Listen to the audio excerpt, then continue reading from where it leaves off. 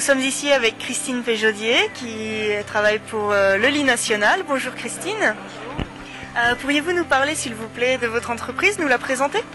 Oui, alors moi je m'occupe de l'entreprise qui s'appelle le lit national, qui a été une entreprise qui a été fondée par mon grand-père en 1909. Donc une entreprise familiale? Absolument, où on fait de la literie de manière traditionnelle, artisanale, avec des produits faits à la main. Donc on fabrique essentiellement des sommiers tapissiers à ressort ou à latte. On s'occupe des matelas de laine, des matelas en latex. On fait tout ce qui est dosseret, habillage, couture, les gains de place, les box, les surmatelas, enfin tout un tas de petites bricoles qui accompagnent l'univers de la chambre et voilà, qui permettent de continuer à travailler sur notre savoir-faire et à pouvoir sortir de nos ateliers des produits qui sont faits avec amour d'une part, qui permettent de pouvoir continuer à conserver, à travailler sur des savoir-faire anciens qu'on essaye de rénover. Vous gardez également le patrimoine du coup? Absolument, donc on a obtenu il y a 15 jours le label Entreprise du patrimoine vivant, donc on est très fiers. Félicitations. Voilà. Et on essaye de ne pas rester statique justement sur notre patrimoine, mais de le faire progresser, évoluer. Et on essaie de travailler un peu sur l'innovation. Alors on part du matériel, du matelas de laine ancien, on essaie de le rénover, on fait des canapés, un peu design, enfin on fait des trucs rigolos.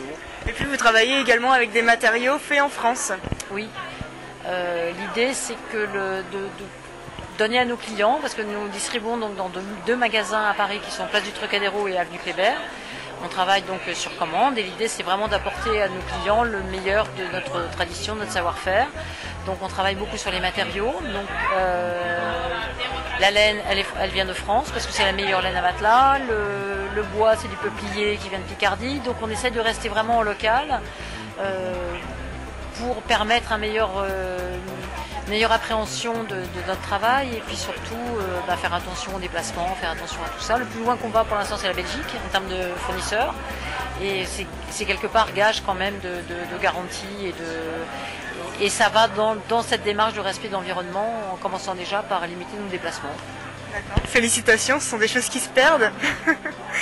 Est-ce que vous pourriez me parler également de vos produits, notamment les matelas? Oui. Alors, moi je me suis beaucoup battue pour le matelas de laine parce que je trouvais que c'était vraiment... on n'avait rien inventé de mieux en termes de durabilité, d'écologie, de respect de l'environnement et respect des dormeurs également.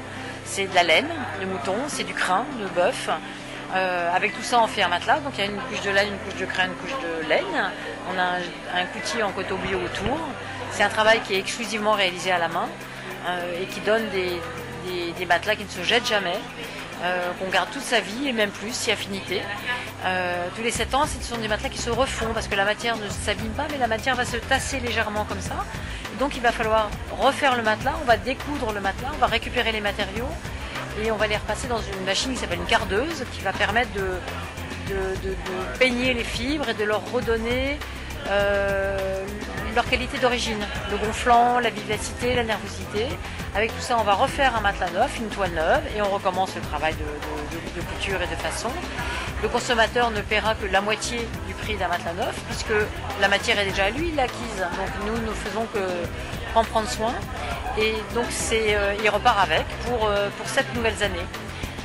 Donc c'est une façon d'allier économie et écologie. Complète. Et en plus vous dormez dessus, vous respirez rien du tout, il n'y a aucun produit à l'intérieur. Et vous dormez sur vos oreilles.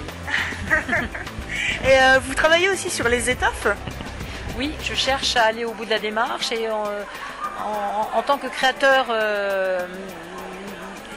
porté vers l'écologie et le souci et le respect de l'environnement, souvent le tissu d'ameublement est un peu laissé pour compte dans cette affaire. On met un peu ce qui nous tombe sous la main. Et c'est vrai que j'ai réussi à constituer une espèce de base de données de tissus, alors soit en chanvre, soit en lin organique. Là, les modèles qu'on présente sur le salon, ce sont des modèles d'une créatrice qui s'appelle Perrine Rousseau, qui travaille avec beaucoup d'attention avec des matériaux qu'elle tisse elle-même, de coton bio, de lin organique, de laine mohair. Enfin, c'est des produits qui sont magnifiques. Et... Oui, j'ai pu constater, c'est très agréable au toucher. Voilà, et on peut vraiment se dire concrètement que allier luxe et développement durable, c'est un bonheur. Super.